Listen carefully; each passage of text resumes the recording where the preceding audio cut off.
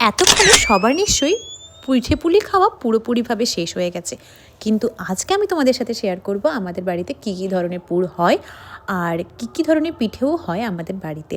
তো চলো দেরি না করে ছটফট এই ব্লগটা শুরু করা যাক।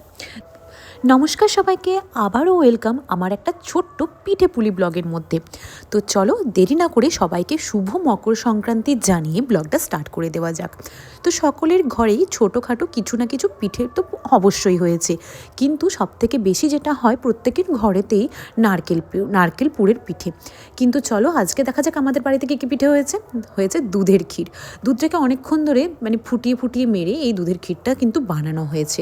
এছাড়াও হয় ঝাল ঝাল পিঠে, তার মধ্যে থাকে কপির পুর, আর থাকে ঝাল ঝাল একেবারে পোস্ত পুর। এছাড়াও থাকে মিষ্টির মধ্যে গুড় নারকেল, যেটা অবশ্যই খুবই টেস্টি হয়। এছাড়াও থাকে একদম সাদা নারকেলের ঝরঝরে পিঠে। হ্যাঁ, সাদা নারকেলটা খেতে ভালোই লাগে, কিন্তু সাথে একটু মিষ্টির জন্য কিন্তু গুড় খাই। যেই রকমই পিঠে বা পিঠে পুলি হোক না কেন, সাথে যদি অল্প করে যদি গুড় না নিই, তাহলে মনে হয় পিঠের পুরো স্বাদটা আমরা ঠিকঠাক করে নিলামই না বা উপভোগই করলাম না।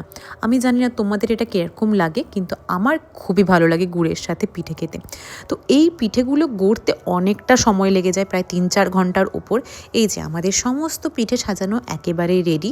যেগুলো মাঝে মাঝে হলুদ হয়ে গেছে সেগুলো অবশ্যই কপির পুর, আর কপি পুরের জন্যই কিন্তু এই হলুদটা হয়ে গেছিলো।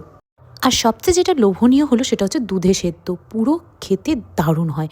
তো তোমরাও বলো কমেন্ট করে তোমাদের বাড়িতে কী কী পিঠে